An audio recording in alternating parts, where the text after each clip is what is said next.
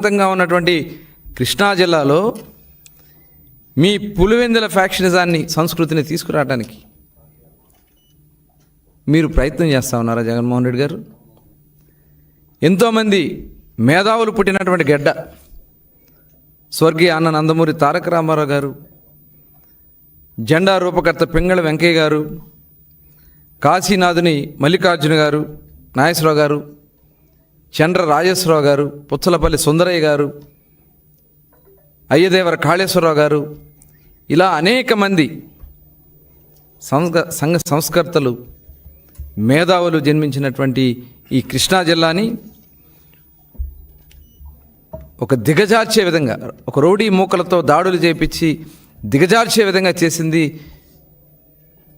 మీరు ఈరోజు పరామర్శించినటువంటి వ్యక్తులు కాదా?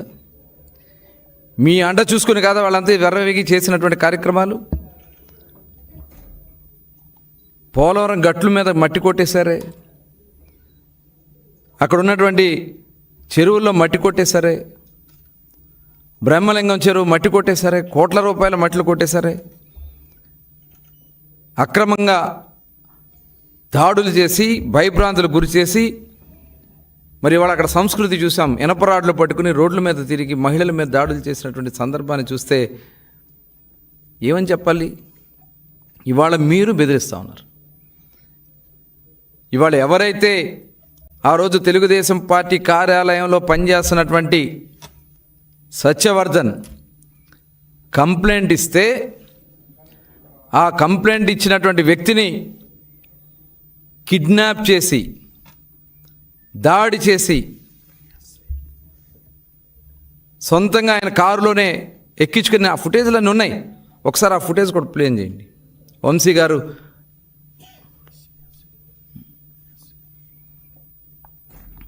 ఒక దళిత సోదరుడు పార్టీ కార్యాలయంలో వర్క్ చేస్తూ కంప్లైంట్ ఇచ్చాడని అతన్ని బెదిరించి భయపెట్టి కిడ్నాప్ చేసి అతను కేసును వాపసు తీసుకునేలాగా చేసింది వాస్తవం కదా? అందులో ఉంది మీరు కాదా? ఆ చేతులు మడత పెట్టుకుని అక్కడ నుంచున్న అతని వ్యక్తులు సత్యవర్ధన్ కాదా? అతను ఎదురుగా ఉండి బెదిరిస్తుంది మీరు కాదా? అది మీ ఇంటి దగ్గర ఉన్నటువంటి లిఫ్ట్ కాదా? హైదరాబాద్ అండి. ఇదంతా చేసి మీరు ఇవాళ సాక్ష్యాలతో సహా బట్టబయలై బయట దొరికితే మీరు పోలీసులను బెదిరిస్తారా? అంటే ఇవాళ నిష్పక్షపాతంగా విచారణ చేస్తూ ఇన్వెస్టిగేషన్లో ఉన్నటువంటి అధికారుల్ని గొడ్డలు ఎడతీస్తానంటారా? గొడ్డలు ఉడదీసి నిలబెడతానంటారా? ఏంది జగన్మోహన్ రెడ్డి గారు మీ సంస్కృతి, మీరు మాట్లాడే విధానం? అంటే ఇవాళ ఒక ఇన్వెస్టిగేషన్ సాఫీగా జరుగుతున్నటువంటి ఇన్వెస్టిగేషన్ని అధికారుల్ని భయపెట్టడానికి ఇవాళ దీని మీద కూడా కేసు పెట్టాల్సినటువంటి అవసరం ఉంది. ఒక డ్యూటీలో వర్క్ చేస్తున్నటువంటి, ఒక ఇన్వెస్టిగేషన్లో ఉన్నటువంటి కేసులో జైల్లో ఉన్నటువంటి వ్యక్తిని పరామర్శిస్తాకెళ్ళి బయటకు వచ్చి మీ గుడ్డలు ఉడదీస్తాను, మీరు ఎక్కడున్నా తీసుకొచ్చి నిలబెడతానని చెప్పి ఒక బాధ్యత కలిగినటువంటి వ్యక్తి, ఒక మాజీ ముఖ్యమంత్రి మాట్లాడాల్సినటువంటి మాటలేనా? ఇవన్నీ కూడా ఇవాళ రాష్ట్రాన్ని సర్వనాశనం చేశారు 5 సంవత్సరాల పాటు. ముఖ్యంగా కృష్ణా జిల్లాలో ఒక రాజకీయ చైతన్యం ఉన్నటువంటి జిల్లా, ఎంతోమంది మేధావులు ఉన్నటువంటి జిల్లా, ఇలాంటి దుర్మార్గులందరూ కూడా చేరి జిల్లాని సర్వనాశనం చేసి ఇవాళ పైగా వచ్చి మీరు ఈ రకంగా మీరు వాళ్ళకి ఒత్తాసు పలుకుతూ ఉంటే ఇది చూస్తూ ఊరుకునేది కాదు. దీన్ని మేము చాలా తీవ్రంగా, ఇలాంటి అరాచకాలు కృష్ణా జిల్లాలో జరగనివ్వం. క్యాషినోలు పెట్టి కబ్జాలు చేసి బెదిరించి భూములు కొట్టేసి మొత్తం వస్తున్నాయి. ఒక్కొక్కటి చిట్టా బయటకు వస్తూ ఉంది. ఒక్క కేసు కాదు, మీరు చేసినటువంటి అన్ని అరాచకాలు బయటకు వస్తాయి. అధికారం ఉంది కదా అని చెప్పి కృష్ణా జిల్లాలో వంశీ గారు చేసినవి కానీ, కొడాలి నాని గారు చేసినవి కానీ, జోగి రమేష్ గారు చేసినవి కానీ, పేరు నాని గారు చేసినవి కానీ మొత్తం చట్టాలన్నీ కూడా బయటకు వస్తున్నాయి. ఎవరో కూడా తప్పించుకోలేరు చట్టం నుంచి. ఇది యథార్థం. ఖచ్చితంగా కృష్ణా జిల్లాని ప్రశాంతతను కాపాడే దాంట్లో మేము ముందుంటాం. ఇవాళ ఆ రోజు పవిత్రమైనటువంటి తల్లి లాంటి కార్యాలయాల మీద, పార్టీ కార్యాలయాల మీద దాడులు చేపించి విజయవాడలో అవినాష్తో తీసుకొచ్చి దాడులు చేపించారు. ఇవన్నీ కూడా ఏది కూడా వదలవు. ఖచ్చితంగా ఈ విషయంలో ఎవరైతే పోలీసు అధికారులను బెదిరించాలని ప్రయత్నం చేస్తున్నటువంటి జగన్మోహన్ రెడ్డి దయచేసి గుర్తుపెట్టుకోండి, చట్టం నుంచి ఎవ్వరూ తప్పించుకోరని చెప్పి తెలియజేస్తా ఉన్నాను. ఒకసారి వీడియో ఒకసారి పార్టీ కార్యాలయంది ముందు చూద్దాం.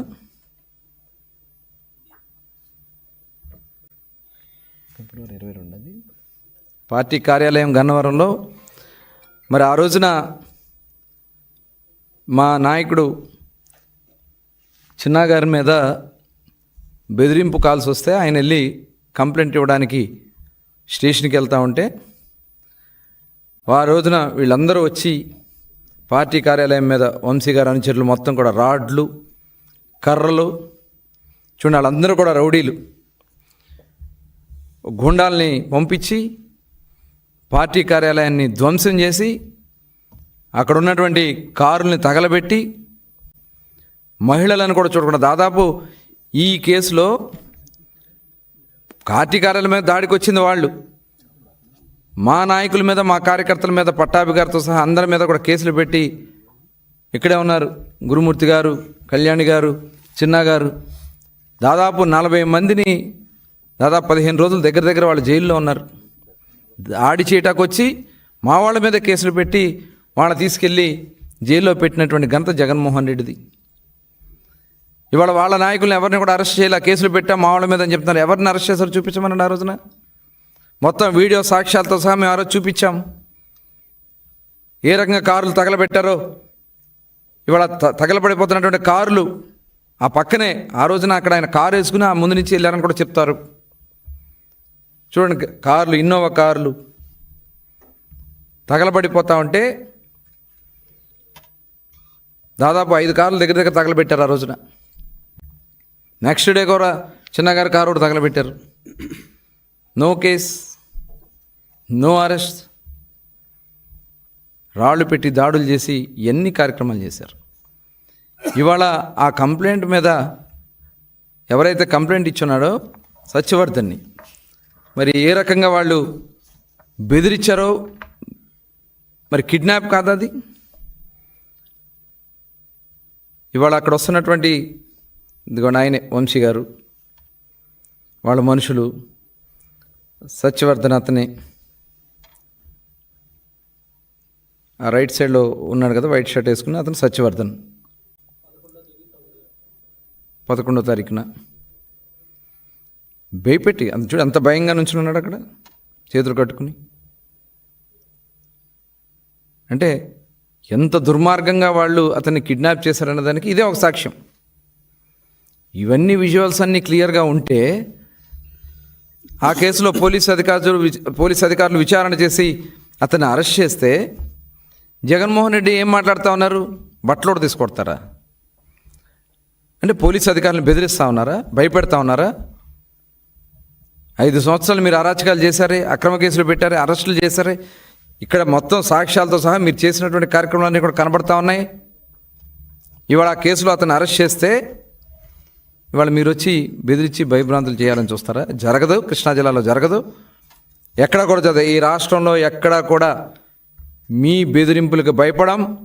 ప్రజాస్వామ్యబద్ధంగా గౌరవ ముఖ్యమంత్రి చంద్రబాబు నాయుడు గారి నాయకత్వంలో నిజంగా మేము కక్షపూరితంగా చేయాలంటే వచ్చిన 1-2 నెలల్లోనే అందరిని అరెస్ట్ చేసేవాళ్ళం.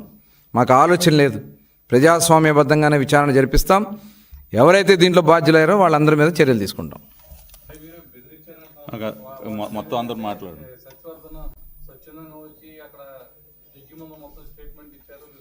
ఇవాడు వాళ్ళే కంప్లైంట్ ఇచ్చారు కదా, వాళ్ళ తల్లిదండ్రులే కంప్లైంట్ ఇచ్చారు మా అబ్బాయిని కిడ్నాప్ చేశారని. అతను కూడా వచ్చి ఈరోజు ఒక స్టేట్మెంట్ ఇచ్చాడు. నిన్న 164 స్టేట్మెంట్ అతను జడ్జి దగ్గరికి వెళ్ళి ఆయన స్టేట్మెంట్ ఇవ్వడం జరిగింది. కిడ్నాప్ చేశారనేది క్లియర్గా విజువల్స్ కనబడుతున్నాయి కదా. ఇంకా దీంట్లో వేరే ఆలోచన లేదు. మేము ఎక్కడా కూడా ఎట్టి పరిస్థితుల్లో కక్ష సాధింపు చర్యలు తెలుగుదేశం పార్టీ చేయదు. గన్నవరం శాసనసభ్యులు వెంకట్రావు మాట్లాడతారు.